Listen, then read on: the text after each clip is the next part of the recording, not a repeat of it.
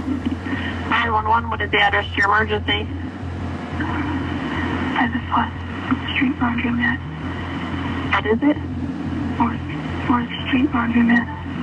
What's the problem? I've been abducted. Who abducted you?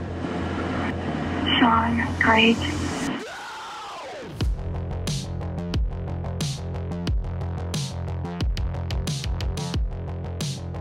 Hi guys, thanks for joining me today. Also, before I kick off with today's really horrific true crime case, one that has been all over the news and rightfully so, I just want to head up my new Chase merch. You asked, we've delivered, we've created it. We've made Chase into a bit of a cartoon, but I know that loads of you cat lovers out there and Chase lovers, so this is ready for you to purchase should you wish to do so. Also, quick reminder that my book, The Serial Killer Next Door, is now available. Guys, you've made it incredible. My first week of sales has been awesome, and I still cannot believe that I have actually written a book. Thanks for all the positive feedback. I cannot thank you enough. You are absolutely unbelievable. Thank you for your support. It means the world. As ever, just a heads up that I also release content on my Patreon and my YouTube membership that you can't get on this channel. So if you like my videos and you want to see more long, in-depth content, then why don't you head over and sign up should you wish to. Let's talk about today's case.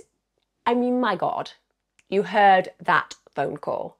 It is absolutely harrowing to imagine that there is a woman in a scenario that is so gravely dangerous. And bear in mind, at the point that she is making that phone call to the emergency helpline, she has no idea just how much in danger her life is. She cannot compute or have any understanding of how grave her situation truly is. So this all begins to play out on the 13th of September 2016. It was 6:47 a.m. in Ashland County when 911 Dispatch Center in Northeast Ohio received that horrific 911 call. That voice so quiet that it can almost hardly be heard through the phone. The fact that she's obviously terrified. The fact that her kidnapper is still in situ. And even though she's freed herself from her restraints, she's clearly terrified to even imagine moving. She's afraid he's going to hear her, he's going to catch her. And she says he's strong. He's got a taser, he's armed. It is so tense listening to that phone call. When I went through it, I felt my stomach churning. We've got a woman who's been abducted. We've got a woman who's also trying to get help. And you have this frustration even that this dispatcher is asking a ton of questions, even though she's made it very clear that this man who has abducted her, who is a danger to her, who has hurt her, is close by and is armed. You kind of think to yourself, why are they not just hurrying up and getting those people out there? I appreciate the need to get descriptions. I appreciate the need to get her made safe. But every time she speaks, is a potential that this killer is going to wake up. And I'm using the term killer because that's exactly who this individual is going to turn out to be. Where's he at now? Asleep. Where's he sleeping at? In the bedroom. In what bedroom? There's 2 houses right by the laundry street. And it's in one of those houses. But you're at the laundromat? No, I'm in the bedroom with them.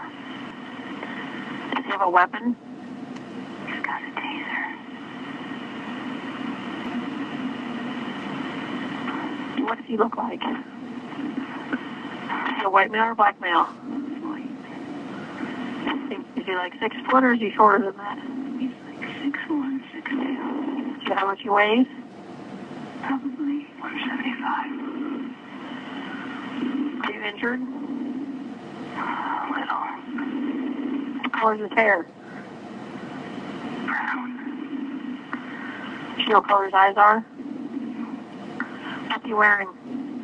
Nothing right now. She's terrified. Somehow, during that tense conversation with the dispatcher, she retains composure. She gives the details about her captor. She tells the name and she talks very eloquently about her situation. She's clearly not under the influence of drugs or alcohol. She's absolutely terrified. And finally, when the police arrive and she realizes that she's actually going to be safe, she makes the move and she alerts the police that she is in fact there. When she was asked on the phone about who is responsible for her abduction, she quietly said the words, Shawn Grate. Who is Shawn Grate? Well, when you look at his history, there are a lot of red flags. But one of the things that he's been considered in the press is quite a charmer. I am probably going to disagree with some of those sentiments based on what I understand about his background. But let's talk about the perpetrator in this case. He was born on August the 8th, 1976. He was born in Marion. He's the son of Teresa McFarland and Terry Grate. His parents actually divorced in 1982, and his mother actually gave up custody of Shawn and his older brother Ronald to her ex-husband, but he did stay residing with his mother for a period of time. I would say, from what I can turn up in the research, that it was relatively neglectful in that environment. In fact, he was left often in the care of his half-sister, who was young and shouldn't have had to take responsibility for bringing him up. He also struggled with certain learning disabilities, and he actually was an individual who started fires as a child. So if we think about the McDonald triad, that's where we expect to see fire starting as one element of that triad, and that means that there is a propensity for future violent behaviour that exists there. We're seeing that early in his childhood. Also, the learning disabilities did cause him issues in school. So he did have problems both behaviourally and educationally, and he was held back for kindergarten and for the first grade of his education. Ultimately, I think that we can all remember being young children, and at my school we had tables, and those tables were called cute names. So Skywalker, for example, or Obi-Wan Kenobi. But really we all knew exactly which table depicted which level of learning. I mean, kids are whip smart, even when they're really young. You know who the bright kids are, and you know who the kids are who are struggling, and you know where you are. I was distinctly average, shall we say, throughout all of those table gradings. But I know that even as a young child, I was really aware of a sense of shame when things went wrong. I think a lot of us can relate to that. So if you've been kept down, first of all, the peers that you were around will be markedly younger to you.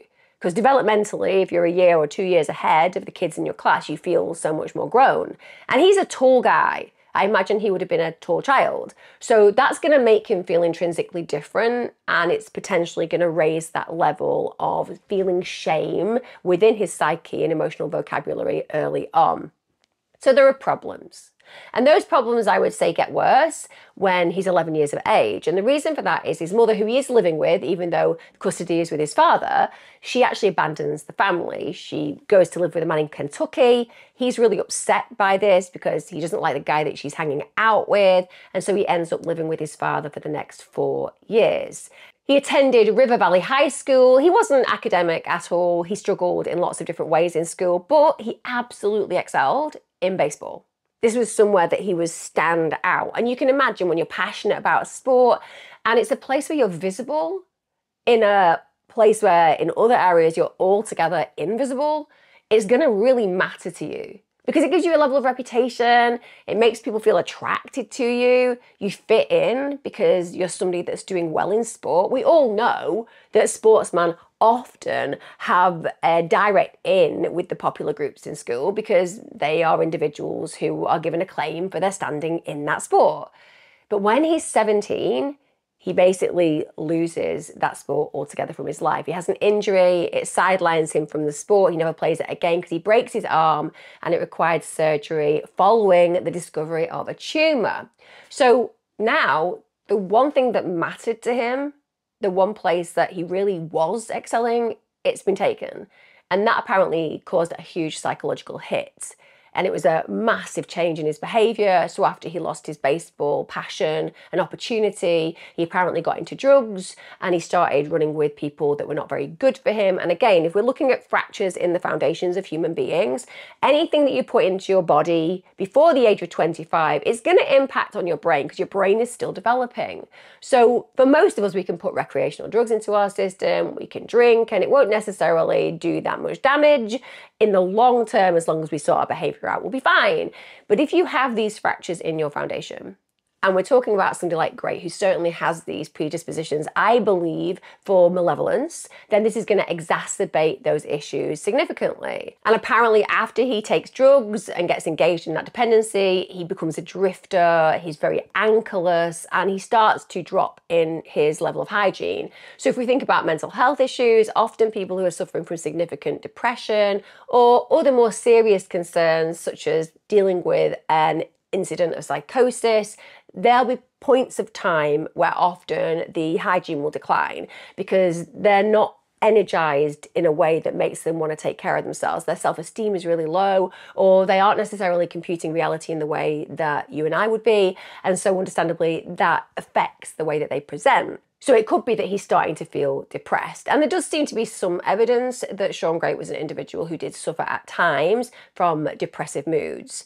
Now, in 1995, he graduates from River Valley High School, and people who knew him there said that he was always somebody who was relatively dysfunctional. So behaviorally, he was problematic. Even though he had quite a positive demeanor to a lot of people, there was always an edge to him. And that makes sense because when you look at his history of criminal behavior, it's long. So his first adult arrest, that came just 14 weeks after his 18th birthday. He was still actually at school at the time.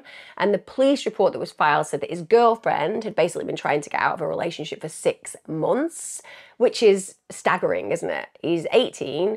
And even at this point, he's so controlling in a relationship that the girlfriend, who's been trying to exit the relationship for 6 months, hasn't found a way out of it. So she's really struggling. The potential that he's one of those individuals who likes to get things his way. Now, in 1996, the same girlfriend reports another domestic incident. She'd actually had a child with Grate by then, and in 1996, he was also convicted on burglary in Marion County. At this point, he's sentenced to 4 years in prison. Now, in 1997, his request for judicial release was granted and his sentence was commuted to 5 years of community control. So he was given early release 7 months later. In 1999, this is when Grate was 22, we see an escalation, an uptick in his violence. And this is unsurprising, particularly if somebody has acted inappropriately, been caught by the police, charged, sent to prison, and then released very early on because the consequences are not very present. So therefore, it hasn't tempered the behaviour in any way, shape or form. And also, it doesn't seem that he was privy to any kind of counselling at this point to manage his issues. So at this point, he's 22. He's got a 17-year-old girlfriend now, which again, personally, I think is a little bit questionable. At 17, you are very different to who you'll be at 22. And again, it puts him in the power dynamic at the head of the relationship. He knows a lot more. He's been through a lot more. She's 17. She's probably quite naive. At this point, she is also 2 months pregnant with his child. And she tells the authorities that he basically choked her until she almost passed out. Now, that is a high-level choking. We appreciate that in paraphilias, BDSM is a particular type of sexual connection where people like to be sadistic and masochistic in their behaviour towards one another, but this is non-voluntary. This is not a person who's enjoying this situation. So this is violence, and also if you're choking someone out until they almost pass out, you have the potential to kill them. It's as simple as that. Now at this point, Grate pled guilty to 1 count of abduction. He was sentenced to 5 years of community control in Marion County, even though he'd already been under this kind of sentence, and it obviously hadn't worked because he's reoffending again. Is it just me who feels it defies logic and reality when we have repeat offenders escalating in their violence and getting the same kind of light sentencing that makes absolutely no difference in the long term? And at that point, he'd also been charged with a 2nd count of abduction and child endangerment, but those charges were dropped. By the way, in that entire event, he spent less than 1 month in jail. Less than 1 month. Now, understandably, the girl's family were devastated by this, so they sought a restraining order, but she then asked the judge to remove the order a few months later. We often see individuals who live with violent perpetrators or in relationships with violent perpetrators are coerced by that perpetrator to believe that they just lost their mind, it will never happen again, and often they will remove things like restraining orders because they believe the best in the partner that they're with. Bear in mind, she was pregnant. She was probably hoping to God he was going to change. Now, the same year, birth records show that Grate had a son. That was on September the 12th. And a month after the child's birth, Grate actually approached the child's mum and her sister with a butcher knife. It's unbelievable that this guy was getting these kind of orders where he had access to the very victims who needed protecting from him. Now, bear in mind, his ex-girlfriend actually sustained a really severe cut to her finger. So I'm not saying he went with the intention to kill them, although certainly if you go armed with a knife, that could certainly be the potential outcome. But the very fact that she gets cut really badly suggests that he's waving it about and she's kind of trying to defend herself. Now, that incident did lead to Grate's longest stint of incarceration because he had to go and serve his original 4-year sentence. So that was in 2000, his early release was revoked. He went back to do that. He ends up getting released in January 2003. By October of that very same year, he again gets into trouble with an ex-girlfriend. So she accused him of, yet again, another choking incident where he choked her and also forced her to perform a sex act on him. He gets at this point charged with 2 counts of misdemeanor domestic violence, which is wrong. He sexually violated her. Why are we not charging him with a much more serious count here? He ends up returning to prison for 7 months. He's then released in May 2004. So he has been in and out.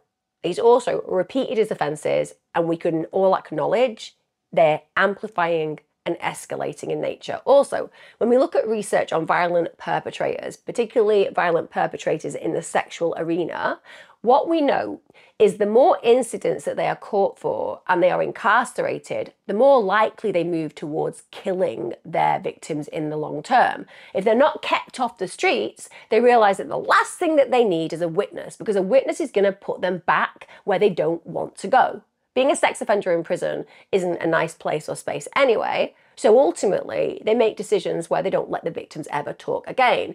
So this is a very dangerous territory that we're seeing where Grate is concerned. Now, for the next several years, records actually show that Grate was only involved in minor issues with the law. It doesn't mean that he wasn't committing illegal activities, but he wasn't getting caught for them. Now, in 2005, so after he's been released from prison, he meets a girl called Christina Hildreth. She was his girlfriend, in fact, for the next 5 years. Now, when she's been asked about their relationship, she said that the main issue with the way that he was in the relationship with her was he was very mentally abusive, and that happened from the very get-go. She said there were incidents of physical violence, but what really underscored the agony of her relationship with him was the fact that he was just really malevolent in the control of her. Now, in 2010, Christina told officers that she'd been assaulted by Grate. She actually said he'd hit her multiple times in the face. She'd also been grabbed by the throat.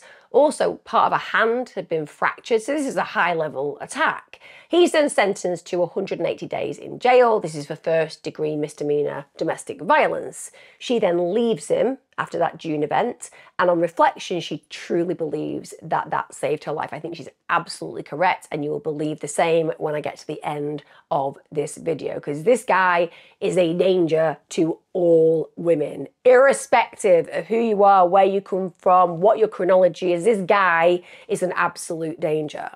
Now, in 2011, this is in a place called Mansfield, he apparently helped another suspect get away with shoplifting at Dollar General on Lexington Avenue. So he's noted at this point to apparently be helping people get away with criminal impact. And that shows you again that he's somebody who doesn't really apply the morals and the boundaries of civilized society, shall we say. In 2011 again, he ends up marrying somebody called Amber Bowman. Now, they meet at church, and she actually said that when she met him, she found him to be this really loving, really kind, really attentive companion. And you know what? He looked okay. He was one of those individuals that when you have that bias of security in life and you think, well, if it looks good, it must be good. And we do that. We are hardwired, in fact, pretty much from the get-go. When we are born, we have to make very quick decisions about what is good for us, what is not good for us. And we can see that really early on, even with babies, when we have done research where pretty people are smiling at the baby versus, shall we say, less societally beautiful people doing the same. And the child is much more attentive to the pretty person, the nice smiley person who looks really attractive. Because in nature, there's that shortcut. Well, it looks good, it must be good. Same as I always say on this channel, if you get a really bruised apple that looks a bit done in, even if it's organically grown and really fantastic for you, and it's placed next to a bright red, shiny, looks like it's straight out of some kind of Disney movie apple, and that's placed next to it, most people will go for the one that looks gorgeous. Not because it's good for us, because it looks like it must be, even though beneath it, there are problems. In this case, massively hydroponically grown, lots of chemicals involved. So too, when you look at this man, your bias of security goes, he doesn't look like he could be really violent. He looks like a nice guy. Bear in mind, Amber Bowman meets him at church. So he's wearing the mask of social acceptability. He's seeming to be a religious guy. Of course, she thinks he's peaches and cream when they connect. But the relationship, just as we've seen in his past relationships, changes and changes quickly. And I would track back basically the beginnings of this resentment towards women within his relationship with his mother. I genuinely feel that he sees his mother as somebody who has flouted what he considers the appropriate moral obligations for a female, particularly a mother, and therefore every single woman that he has a relationship to, he feels entitled to treat badly because he believes at their root core they are bad. And he is trying to seek that out within all the relationships. I'm not excusing it, by the way, quite the contrary. I'm saying there is something within him on a predisposition level that is malevolent. The relationship with his mother is an activator, and the projection of his feelings of rage and resentment towards her are thrown at these innocent individuals who end up sadly in relationships with him. So she said, after that initial honeymoon period, he really works hard to isolate her from her family. Now that's coercive control. I've already talked about the previous individual in a relationship with him who said, look, he was very controlling emotionally, he was manipulative mentally. So this is his main MO. He's taking away from the structures of support, the foundations that can make her safe. And that's what coercive controllers and domestic abusers do. They want you on your own. They don't want you having contact with people who can see the bruises or can see the fact that your self-esteem has just completely disappeared, that realize that there is something really bad happening to you. He doesn't want that. So she's going through this ultimate isolation. Also, he would then disappear from their family home at really odd hours of the day and night. So she doesn't really know where he is, but it causes her concern. There was also an incident where he put his hands around her neck, and she said that when he did that, she looked into his eyes and they just changed. And we hear that from victims very often, that when they look into the person who's attacking them's eyes, there's almost a blackness that comes over them. They don't seem like the person they were moments before. Understandably, and thank the Lord for the good grace of the decision-making of this woman, they end up getting divorced just 1 year later. They do have a daughter together, but nonetheless, she gets away from this horribly toxic relationship. And since their divorce, they'd remained estranged. So this is a man as well, bear in mind, who's going around fathering children and not actually having the good grace to be present in their lives. So there is not a lot of responsibility where Grate is concerned, and that plays in as well to what I would say about his lack of responsibility and accountability as a human being, not just towards his own life, but towards the lives of those individuals that he harms and those individuals whose lives he eventually and ultimately steals. Now, in 2013, his ex-wife reported having these really threatening calls from Grate. And the police report actually said that Grate had made the calls because he hadn't been given any financial support since their divorce. Now, I know what some of you are thinking right now. Well, Emma, that would make sense. If he's got the child, at the end of the day, he is entitled to some kind of spousal support. I mean, you're bringing up your baby, you absolutely deserve some financial help from your ex. Except he didn't have the child. In fact, Amber had custody of the child, and also he didn't visit. Could you imagine that? Sorry, what am I going to court for? Yeah, you're going to court because your ex says that you need to support him. Why? Well, you have a child together. Yes, I know, I'm bringing the child up. I'm paying all the bills. I get nothing off him. Yes, well, he thinks that's grossly unfair and you should pay him so that he can live his life without any of those responsibilities and just crack on. Are you up for that? I'm his lawyer, so I've got to ask. I'm just going to back away slowly now and go and spend some time in a quiet room, figuring out how on earth I ever found that absolute not right attractive in the first place. But what does that tell you about this individual? He's not got any visitation to the child. There's no reason for her to actually support him, but he's trying to get cash out of her. And also he's been horribly violent. He deserves nothing from her. She ended up filing a restraining order against him in August 2013, and he was actually in the same year charged with theft, receiving stolen property, and for possession of marijuana. And this was after a call had been made reporting suspicious behaviour involving Grate. So he's back, completely in the sights of the authorities. Like I said, repeat offender, and I would say, again, escalating in his offending behaviour. He also gets charged in April 2014, so not long after, with criminal mischief. Apparently he wrote the word cheese in a woman's window. I will be honest, out of all of the offending, that's the one that worries me least. But I'm throwing it in because I'm going through all of his offending behaviour, and writing cheese in a woman's window probably doesn't suggest that there is something malevolent in that moment, but it does suggest that he has awful boundaries. Or he really likes cheese. I don't know. Or maybe she really likes cheese. Anyway, it didn't go down well, even though it wasn't the most serious offence. The point is, writing cheese in that window got him done for mischief. I like the word criminal mischief. You kind of get it. It's not really, really bad, but it's still a bit bad. Between July 2014 and February 2015, you won't be surprised to know that records show that Grate violated probation 4 times. Why is this guy walking the streets? It's unreal. We get to February 2015. At this point, there's a theft incident. Allegedly, Grate stole jewellery from a woman, and the police reported at the time that this was in fact Grate's girlfriend that he'd taken the jewellery from. Understandably, it could be that he wanted to pawn that for drugs. He obviously has issues with dependency and alcohol. Now, when that same woman was contacted later, she actually denied knowing Grate. So, understandably, that's a problem for moving forward with any case. And in 2015, his Facebook profile actually indicated that he then started work at Mansfield's Holiday Inn as a maintenance man.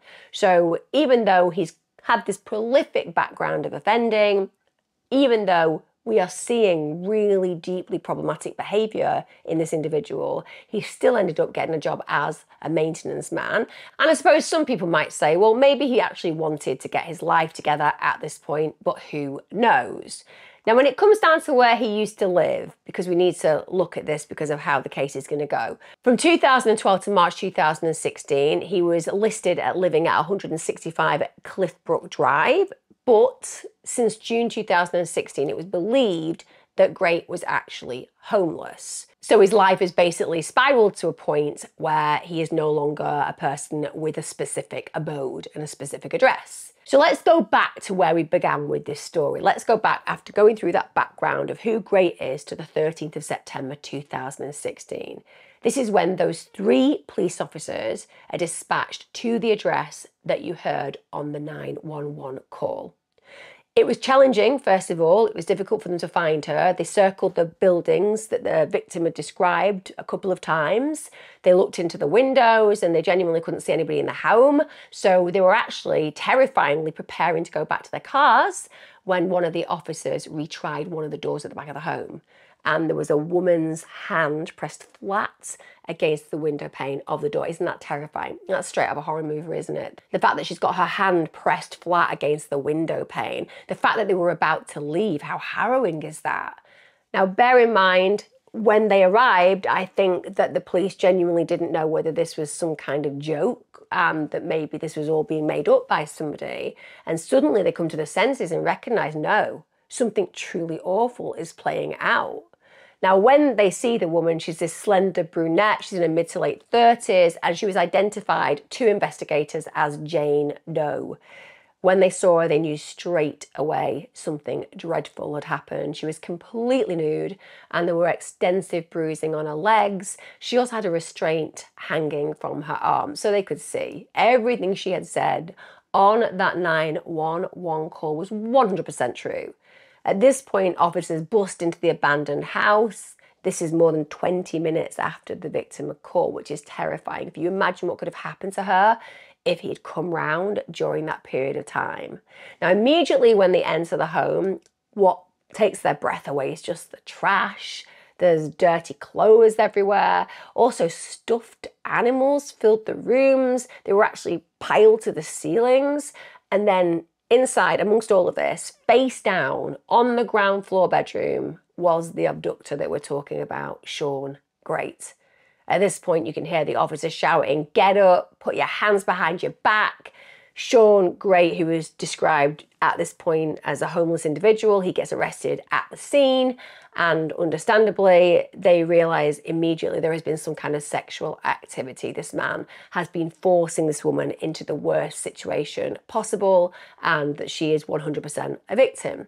They take Jane Doe at this point to be examined at the University Hospital's Samaritan Medical Centre. That's on the same day, September the 13th. Obviously, it's absolutely imperative that they make sure that they use the rape kit and that they testify that she has endured something horrific, so that when it goes to court, that will be given to the jury to hear. The nurse said that she had vaginal injuries. She also had a head injury. She had bruising literally throughout her body. And one of the things that was very obvious to the nurse who actually examined her was that she was just really scared. She was really nervous. She was obviously, as you will have heard in the phone call to 911, very eloquent. She's clearly an intelligent woman. She was able to remain calm, but she's clearly gone through such a stressful and heinous event that now she's safe, one imagines she's going to be very emotional.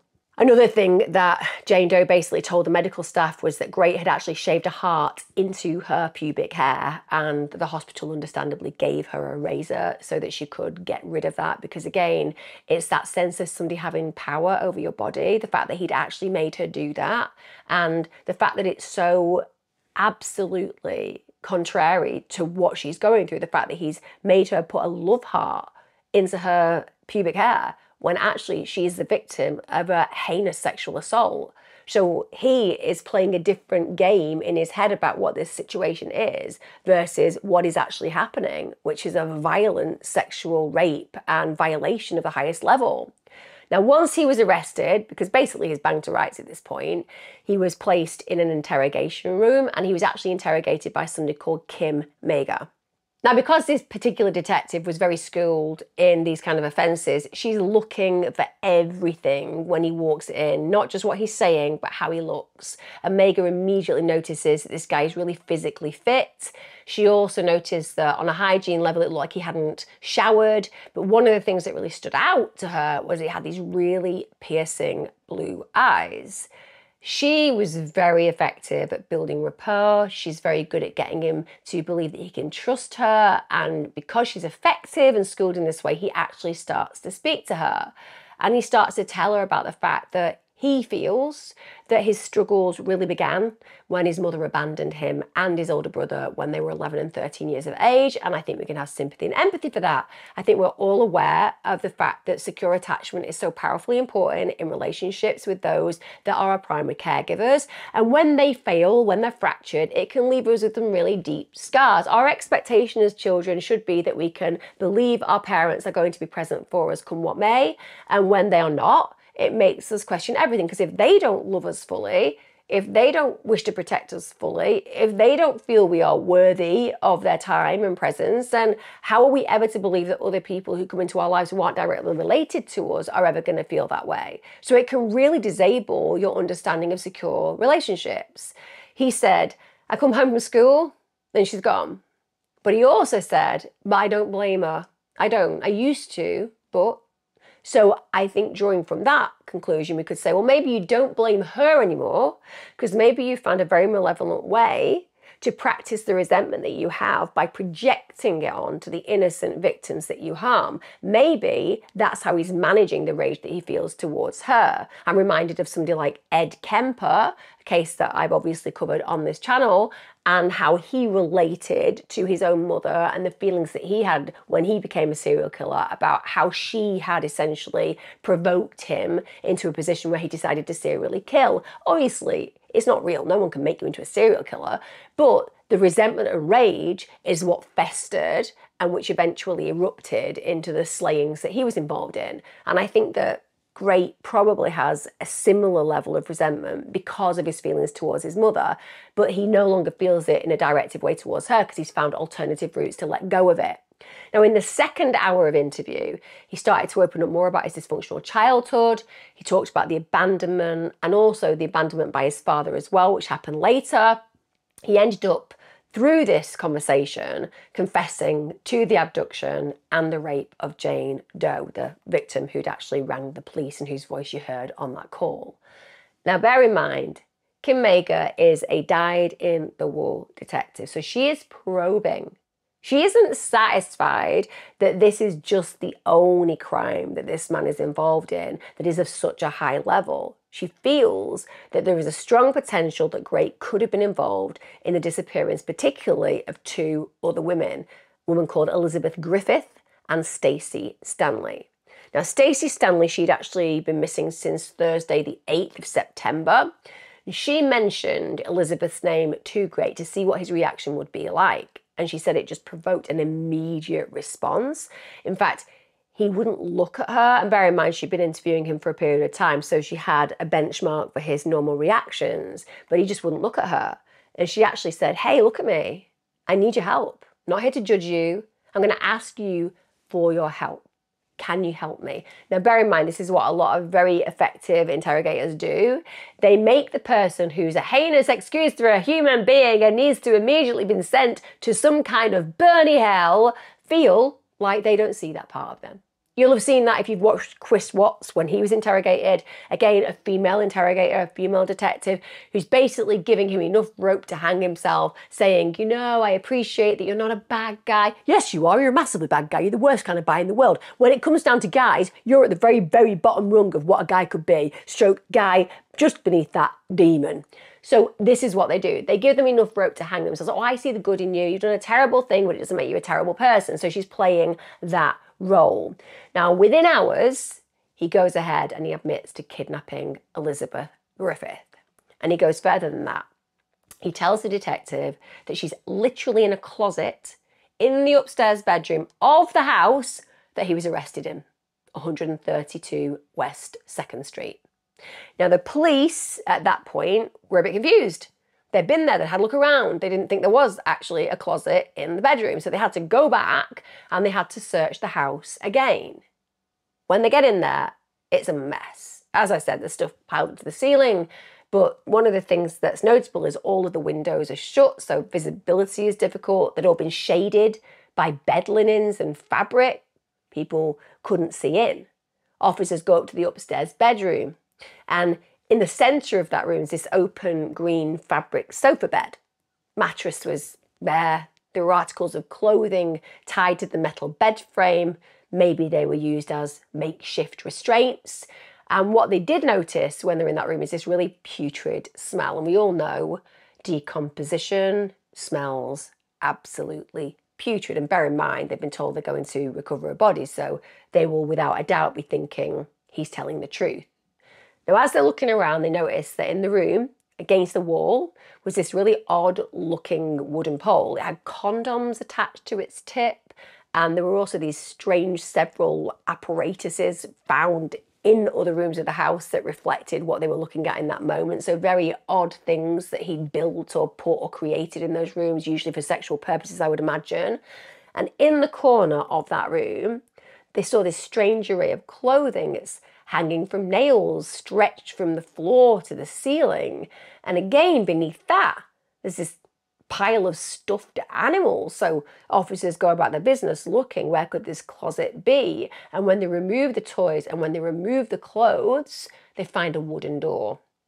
And that wooden door has notably been sealed shut with duct tape. So as investigators, they're going to think somebody wants this closed.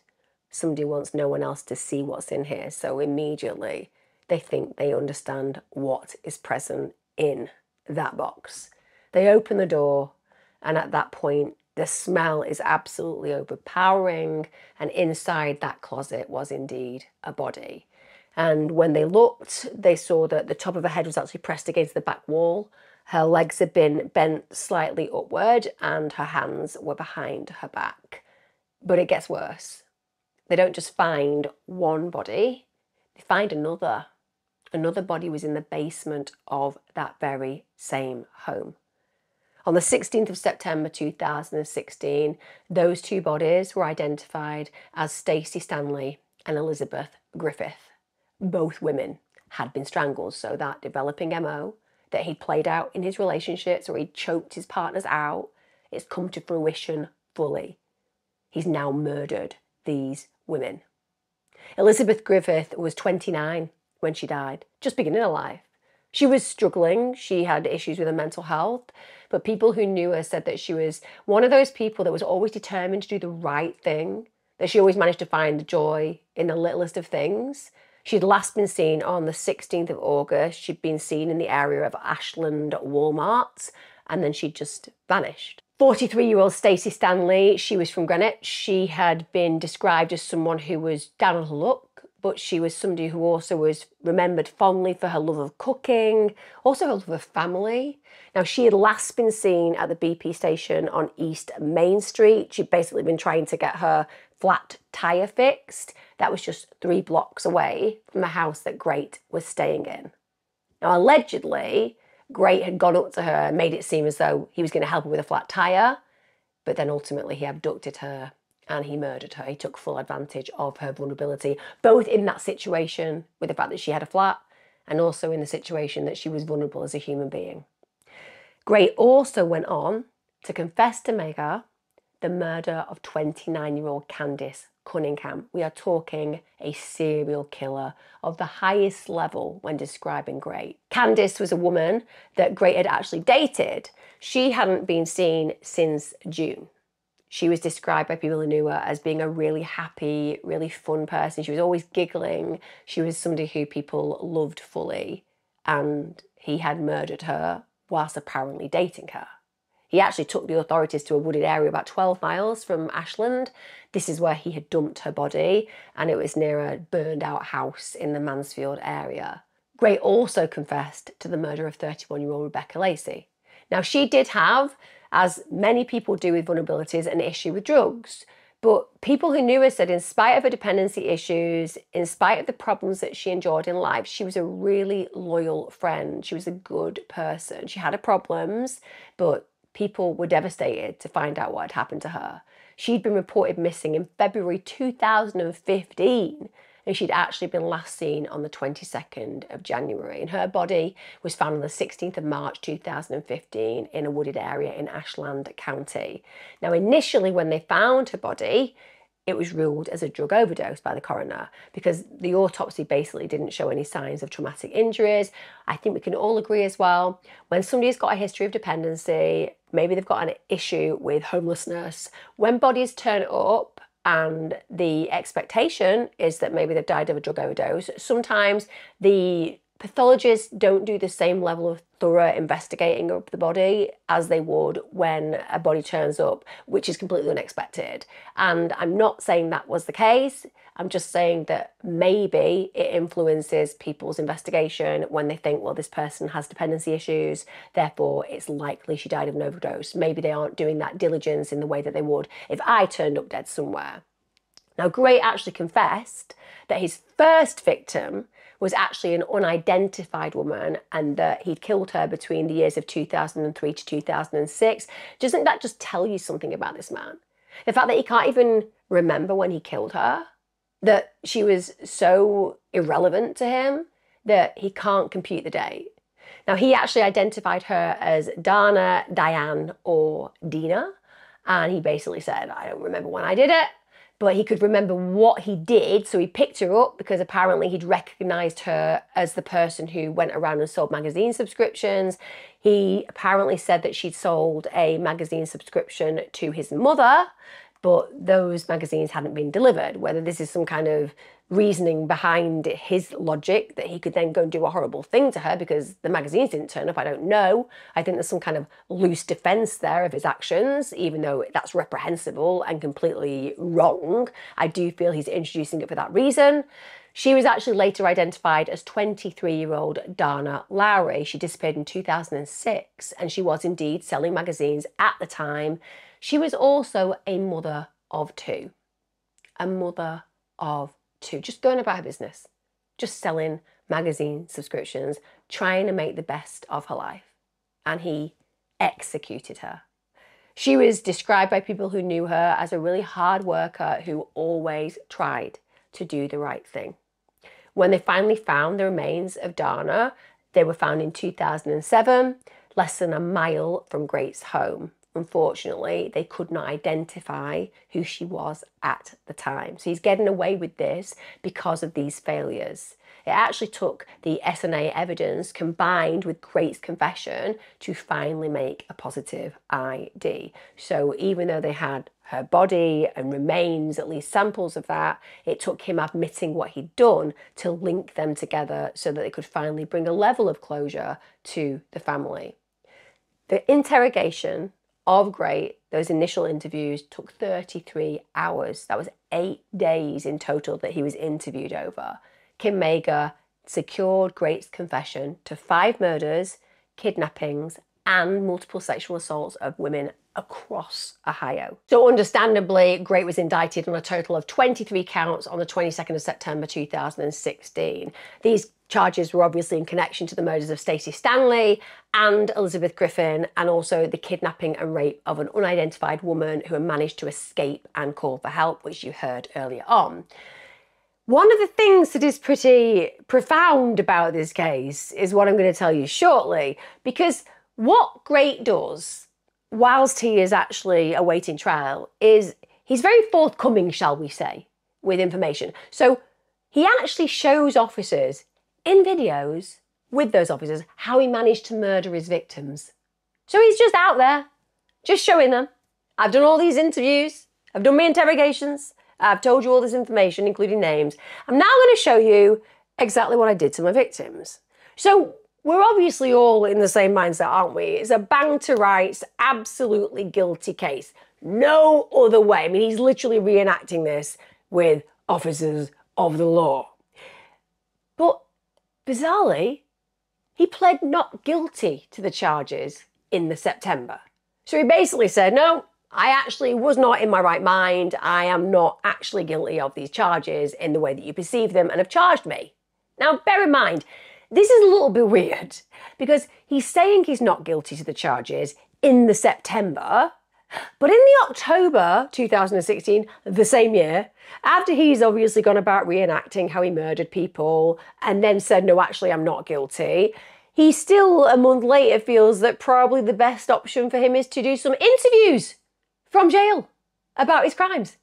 So he literally admits to the press that he had killed 5 women.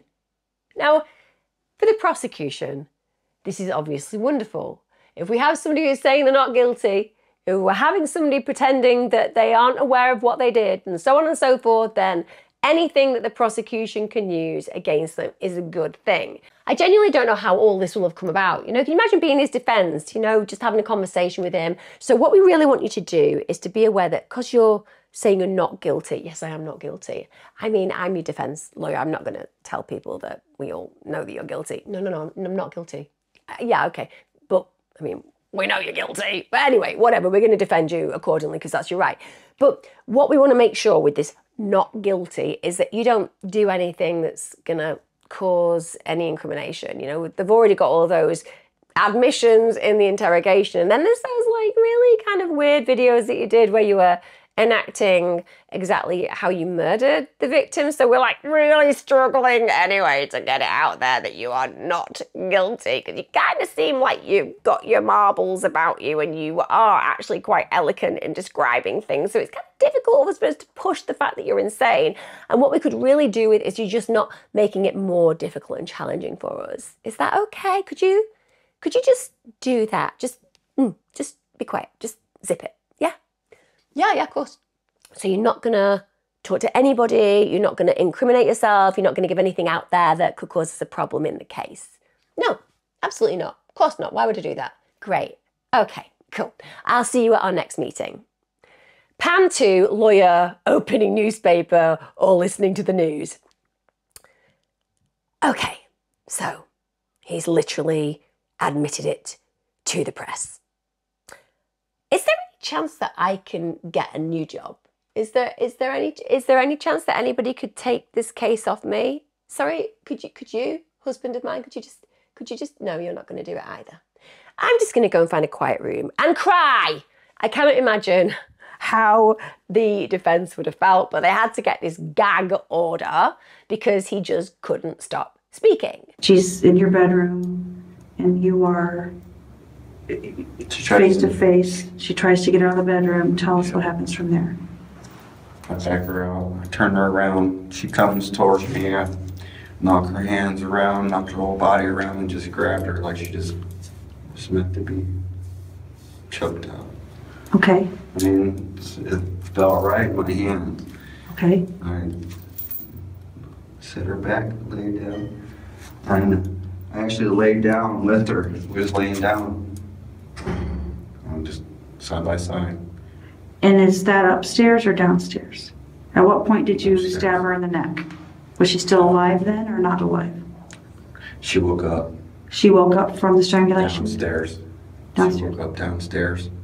So when you took her downstairs, did you take her down thinking she was dead? No, because I knew before that was just a little temporary, like a pass out. Okay. They're dealing with friends and playing around pass out games. So you went downstairs and then what happened? She woke up. Yeah, and I didn't know what to do. I ran upstairs, grabbed a knife, kitchen. You know, it's the first thing I did when I went downstairs. Stabbed her in the neck. I didn't know what to do. And you said the knife was a serrated knife or a straight blade knife? I believe it was a straight knife. It was like a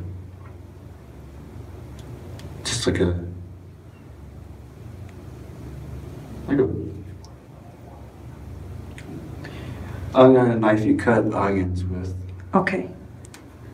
Now, in late April 2018, he goes on trial for the murders of Elizabeth Griffith and Stacey Stanley, as well as the assault of the woman who you heard in the phone call, who's known as Jane Doe in this case.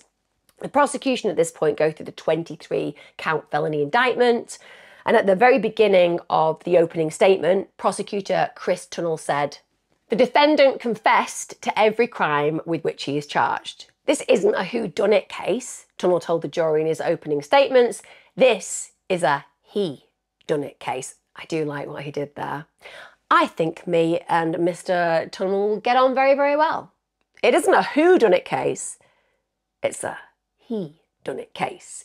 And he understandably goes through what happened, beginning with Grate's arrival in Ashland County in June 2016. Tunnell said that Grate initially was breaking into and living in campers in Charles Mill, and basically later constructed what was known as a fort in the woods near Mifflin before coming up to the city of Ashland and living in a vacant house at 363 Covert Court. This house is where the woman called 911 and also where the two bodies were found. But he's obviously moving around. There's a transience to his nature. Now, the woman who called 911, bear in mind, she'd been restrained on the bed and repeatedly raped over the span of 2 days. She escaped, as we know, when she was on the phone to 911 whilst he was asleep. Now, Tunnell also talked about how Grate had met Elizabeth Griffith and Stacey Stanley, who Grate was accused of kidnapping and strangling to death.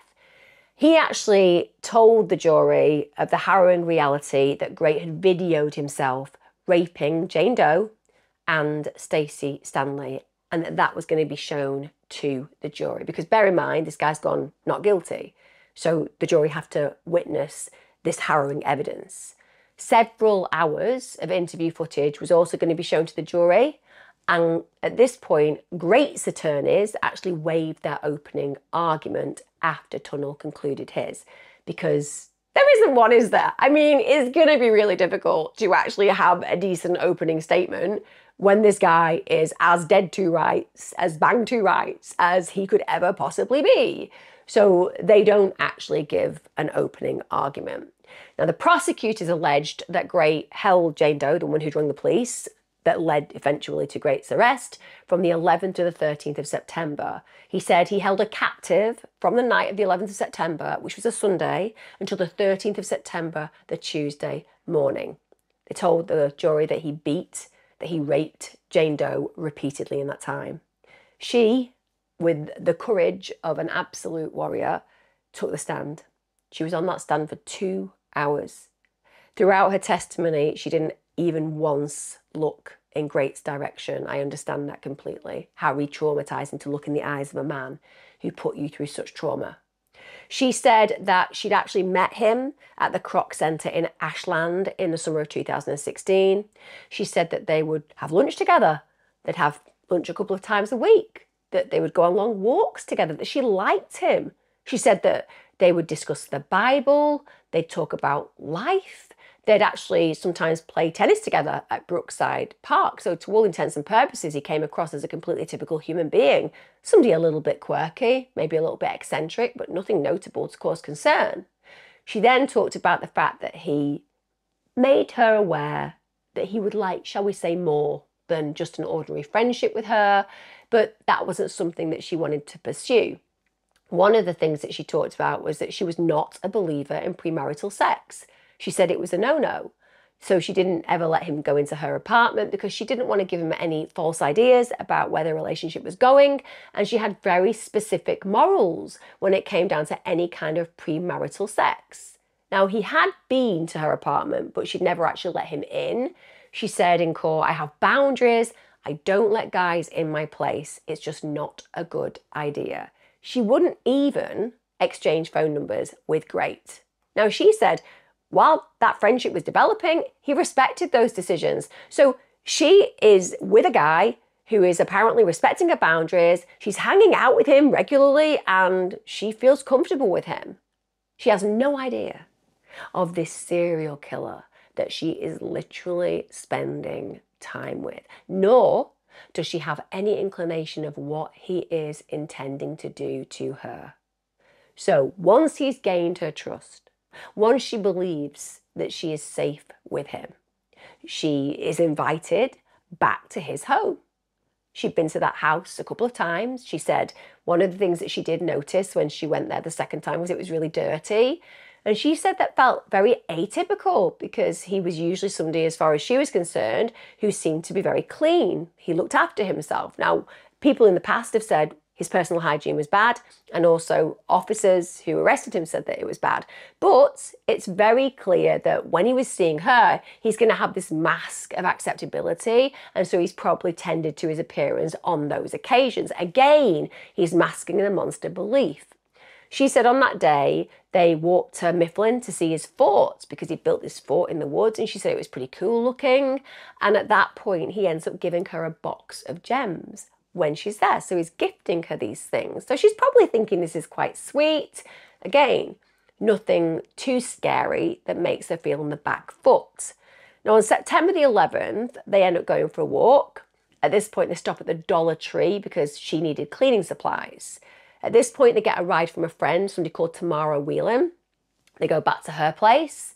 She ends up making them peanut butter sandwiches. He eats his outside. Again, a totally ordinary day. At this point, Grate tells Doe that he's got this bag of clothes that have apparently come from his mother and sister. They want to give these clothes to her. He also says, have you got a spare Bible? So he's really building her up into this point where she feels that she's got to go with him, particularly when it's the Bible situation. She's a woman of God. Of course, she wants to spread the word. And also there's a gift for her. So she goes along with him back to his place. She's been there twice before, as I've said. Why would she be afraid? She voluntarily enters that house. And at this point, she's reading Bible passages. She's actually using the Bible to spread the word with him. Grate then goes to the kitchen. When he comes back, it's all changed. So basically, that cloud that we've heard about before, reported by exes, when his eyes go black, that's what occurs. He's got her fundamentally home, and now the predator has his prey. She said at this point, he starts pulling the Bible out of her hand. She said, I looked up at him, and that's when he said, you are not going anywhere. And she knows straight away something terrible is going to happen. She said she tried to push him away. She said, I tried to kick, punch, but everything I did, he just did it so much harder. This guy's big, he's strong, he's tall, she's a slight female. She has no hope in fighting this man to a point where she can escape. She said she continued to fight, but then he starts to choke her. And she knows at this point, if she fights any harder, she's not going to be able to get out of it, and maybe she won't get away with her life. She said on that first night, this woman who wouldn't even let him across her boundary of her apartment because she does not believe in those kind of relationships with men before marriage. This woman who had saved herself. This woman who had really practiced what she preached, what she believed. She said that she was sexually assaulted by Grate in every way imaginable. She talked to the court, having to be open about the horror and trauma she endured, telling them he tied her up at least 3 times in weird positions or to the bed. She said at one point he put a restraint around her neck, and he said that if she moved, she'd strangle herself. She said she was literally continually assaulted and raped while she was awake.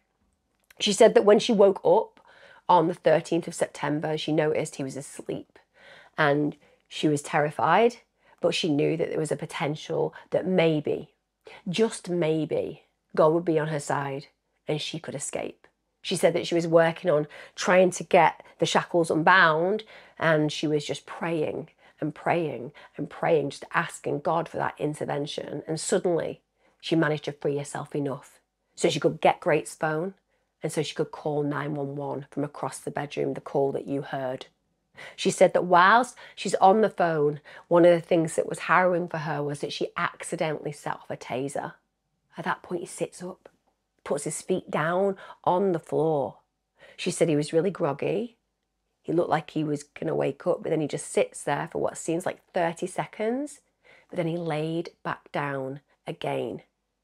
Imagine the panic, the fear, the psychological horror of seeing this man, your captor, your predator, come round, to know that ultimately that could be the end of your life potentially if he sees that you have freed yourself.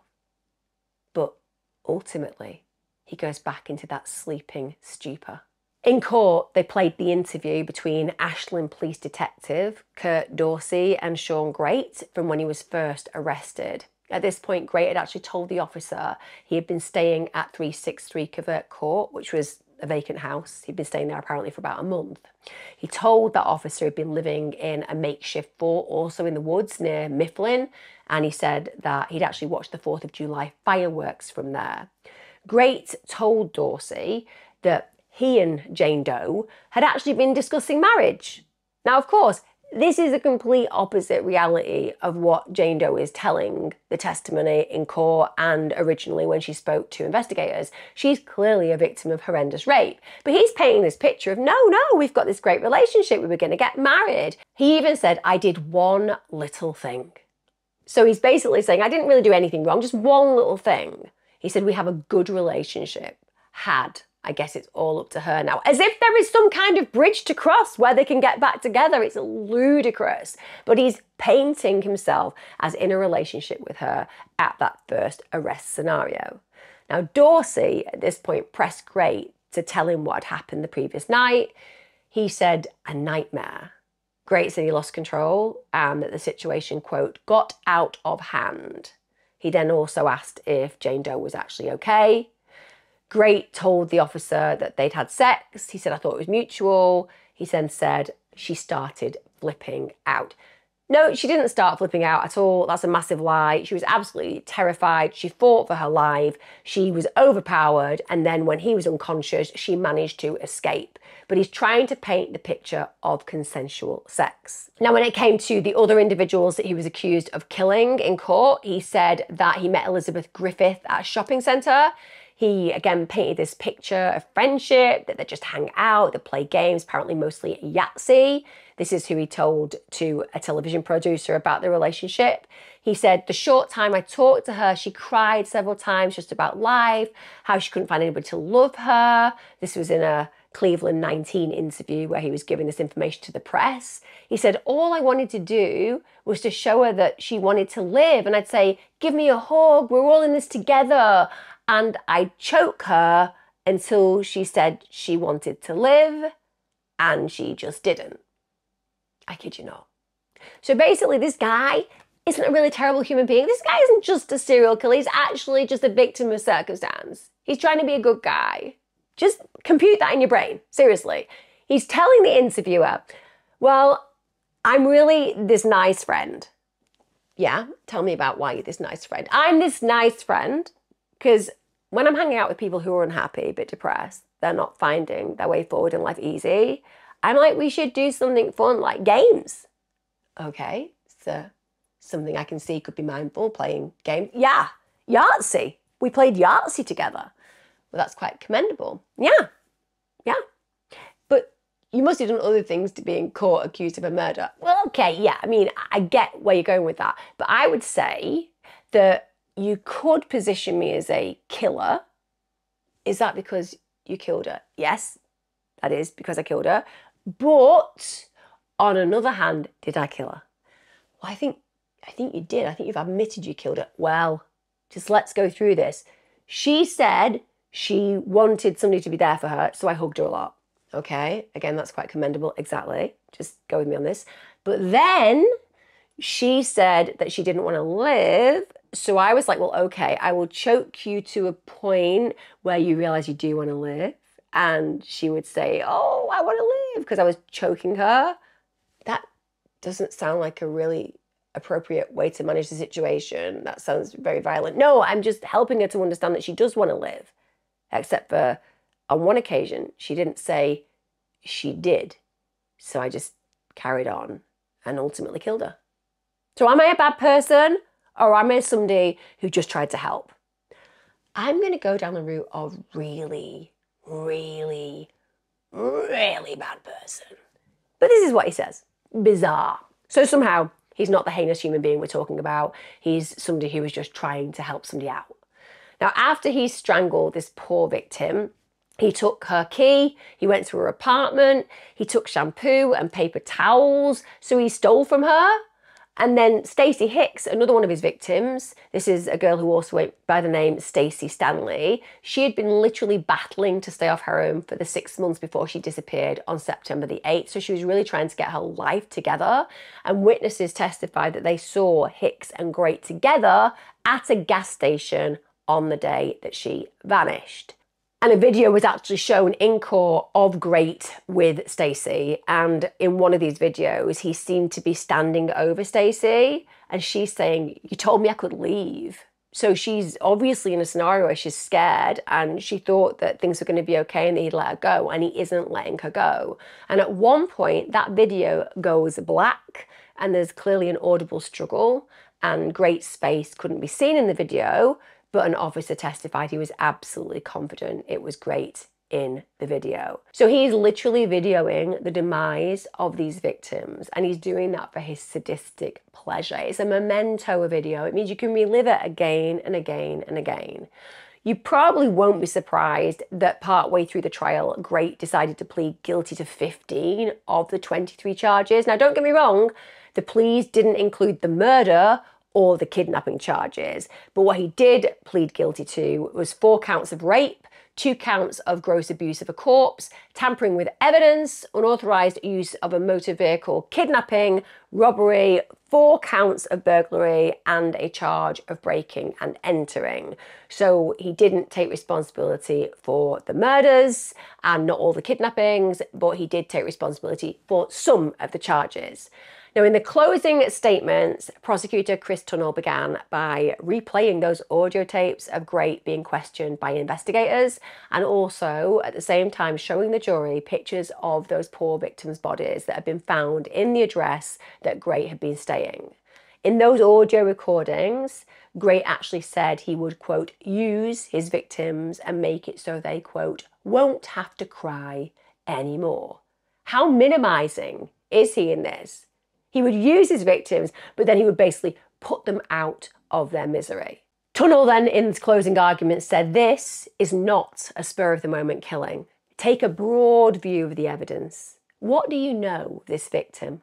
Listen to what he says. Look at what he did. The defense, of course, well, they asked the jury to consider whether there was any premeditation involved in the killings, but they also noted that Grate would be held accountable regardlessly. They knew that he wasn't going to walk out a free man. They were more inclined to go with the, is this actually a premeditated killing, or was this just something that he did in the moment? I think we can all agree it was a highly premeditated killing, and with respect, just looking at the way that he treated his final victim, Jane Doe, that was planned and cultivated over a period of time before he got her back to his property, or the one that he was at least staying in, and put her through the most horrendous ordeal of violent sexual behaviour and violation, and the likelihood is she would have been murdered too if she hadn't got away. Just like with the other victims where he was playing Yahtzee and trying to be nice to her to a point where he got her trust and then he murdered her, and so on and so forth.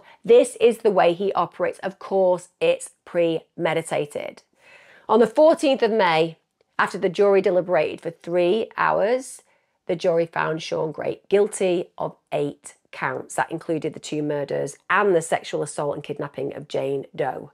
The jury recommended the death sentence. As the verdict was read out to the court, Grate showed very few signs of emotion because, let's be honest, he has the emotional vocabulary of a rock. A very, very big rock. Less use than a rock, though. Rocks can actually be helpful for things like paperweights. This man has got absolutely no use within his being whatsoever. Well, I mean, we could think about some experimental use for him, but I don't think ethically or morally that would be allowed in the courts. But he did occasionally hang his head. Aside from that, no accountability, no responsibility at this point. Now, during his sentencing for the Ashland County crimes in 2019, 11 people actually went ahead and addressed the court and Grate. They gave really powerful victim impact statements. And as I said, in 2019, he was given the death sentence. So this guy at some point is going to lose his life. When that announcement happened shortly before 11:30 a.m, the crowd in the packed courtroom broke out in applause. They were celebrating. They absolutely believed that the death sentence was 100% appropriate. He was also, on top of that, sentenced to a minimum of 90 years to life in prison for other charges, and he is in fact due to be executed on the 19th of March 2025. The prosecutor said that there has actually been, and it's very hard to draw any positives out of what I've talked about today, but they said that something positive has emerged from the sadness. He said that the community is really rallied around and that the Ashland residents are now more vigilant. He said there's an increased awareness that the troubles of the world can come to Ashland, and that's made people more vigilant and also more aware of those people that can obviously slip through the net, times that we have to as a society prevent from slipping through the net. Outside the courthouse, when it was announced, loved ones from both families gathered on the steps and they had purple and yellow balloons. They wanted it to be noted that yes, they were happy that this result had occurred, but they also wanted to remember the people who that they had lost. In September 2018, Grate actually appeared in court in Richland Court as well, because bear in mind, he hadn't been tried for all of the offences. So included in those charges are counts of aggravated murder, kidnapping, tampering with evidence and gross abuse of a corpse. So he pled guilty to aggravated murder and gross abuse of a corpse in the death of Rebecca Lacey, and also murder and gross abuse of a corpse in the death of Candace Cunningham. That was in exchange for pleas of 10 other charges being dismissed. So Judge Brent Robinson sentenced Grate to life in prison without parole for the aggravated murder of Rebecca and 17 years to life for the other 3 charges, and made those sentences run consecutively. And obviously he's not getting out anyway, because we all know he's going to be put to death. Now, in September 2019, Grate pled guilty to the murder of Dana Lowry in Marion County. Grate entered guilty pleas to charges of aggravated murder, kidnapping, abuse of a corpse, and tampering with evidence. As with his other victims, Grate is believed to have strangled Dana at some point in May 2006. He was actually sentenced to life in prison without parole for the 2006 murder, but let's be honest, he's got the death penalty, so at some point he's going to be taking his last breath in prison, and I have no doubt the families of his victims will be present when that happens. Now, when he was given an opportunity to speak, he did actually say he was sorry for what he did. He said, "I wish I would have done this a long time ago, back in 2006. Grate said, "I apologise to everyone for this, for what I've done, the shame." So basically he's saying he feels really bad about what he did and he wished he'd admitted it all those years ago. You know, I don't know exactly, you know, I can't say I'm normal, but, you know, I know right from wrong. And mainly, just if I cause any hate, bitterness, and then all of any of this, work on that. I ask you maybe forgive me. Find in your heart someday, I know not today, someday. Just move on from this life. And may justice be served today. That's the most important. Elizabeth, Stacy, Lori, thank you for all your time. This mess, I'm sorry for all human beings that have to hear this. Okay? I'm sorry. Can't change nothing. Believe me, I would. I think we can all agree he's a massive liar.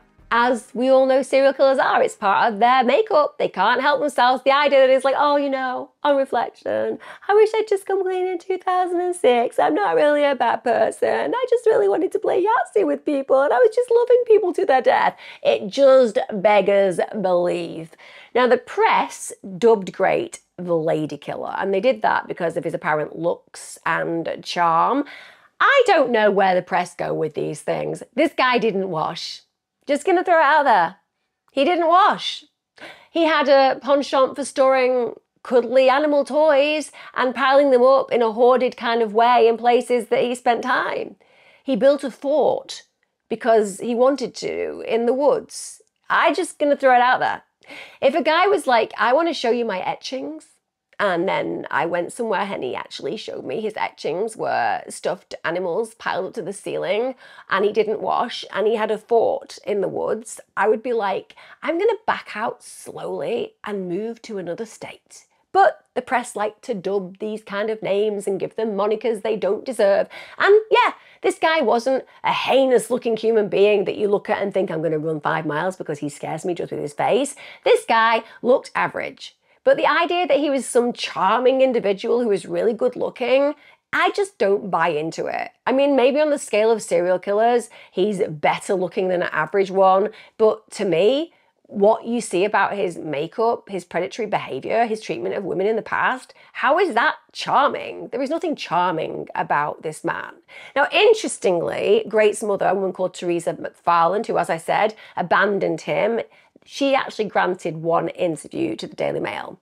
And it was quite scathing, I think we can agree. She said that her son's charm was evident from his early years. She said, he's good looking, but the devil's good looking too. Is he? Sorry guys, I'm gonna give you this quote properly, but I just wanna question whether that's true. I personally, when I think about the devil, I think horns, long chin, usually red. You know, that's the way I see him. Big, strong thighs, animal kind of makeup, arms and legs. Terrifying. I don't think about the devil and go, oh yeah, that kind of red-horned creature is right up my street. I don't know whether she's saying something about herself here. Maybe she has a really strange taste in men. I don't think the devil's ever been good looking, but apparently, I'm going to go back to the beginning of the quote, she feels that this is the case. He's good looking, but the devil's good looking too. He ain't no red horns and all that stuff. So again, I'm just going to have to stop. She does acknowledge that the devil has red horns. I don't get it. Teresa, you maybe need to have a question about the levels of attraction that you have to men and why your relationships may not have worked out. But anyway, he ain't no red horns and all that stuff. You find out he's charming. And of course, that charm can charm the pants off anybody. Not to be nasty, but you just know how it works. Well, I'm just going to again throw it out there. It wasn't his charm that got the pants off anybody. It was the fact that he's a malevolent, sadistic rapist and murderer. There was not any coercion in a positive way, as in, oh, let's go out and have a meal, let's enjoy being together and get intimate. There wasn't any of that kind of acceptable manipulation that people play in relationships where they're attracted and want consensual sex. This was very, very different. This man didn't charm anybody. He had a taser, Teresa. He used things that were weapons to make his victims do his bidding. That's not charm. She also told the reporter that drugs in prison changed her son, and she did note that the family had indeed been estranged from him.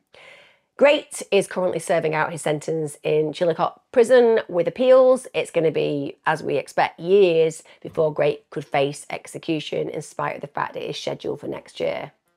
I don't know how you feel about the death penalty, but if anybody deserves it, if morally and ethically it's acceptable in any way, shape or form, my God, Grate should have earned the t-shirt where this one is concerned. Let me know your thoughts on this. I know it's been a big case. I hope I've covered it diligently enough. I hope you know a little bit more about him. And like I said, this guy's not a charmer. This guy is a cold-blooded killer of the highest level and a deep threat to any female who's ever shared space with him in their lives. Let me know your thoughts in the comments as ever. I'll see you again next time. Take care, everybody.